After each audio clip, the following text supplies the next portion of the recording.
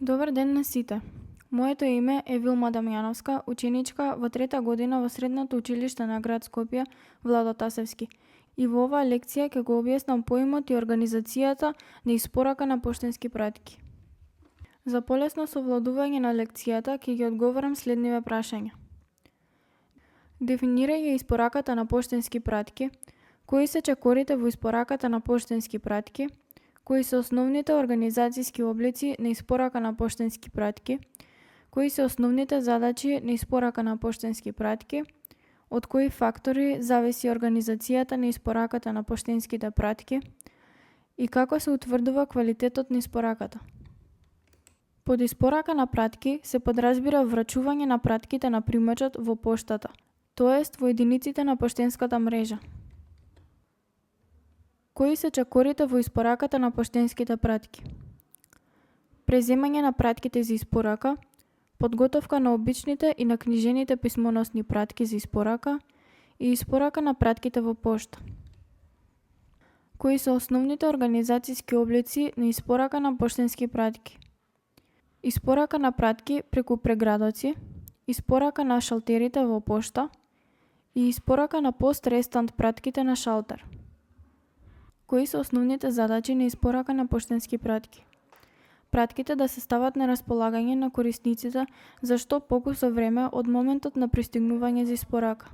Испорачните пошти да бидат што поблиску до примачите. И корисниците да можат своите пратки да ги подигнат во секое време, барем во поголемите градови.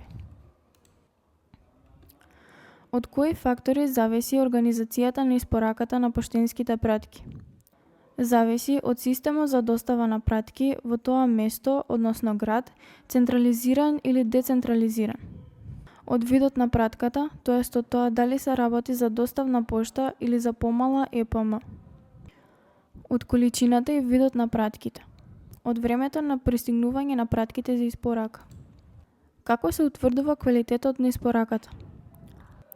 Квалитетот на испораката на поштенските пратки се утврдува врз основа на должината на времето од пристигнување на заклучоците, односно пратките, до часот кога сите пратки се распоредени за испорака, преку преградоци или преку шалтерите во поштата.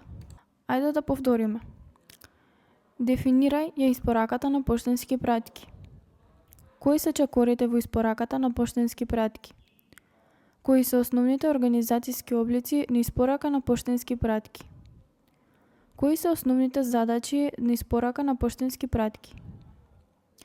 Од кои фактори зависи организацијата на испораката на поштенски пратки? И како се утврдува квалитетот на испораката? Се надевам дека со оваа аудио видео лекција ви помогнав во објаснување на начинот на организација на испораката на поштенски пратки. Ви благодарам за вниманието.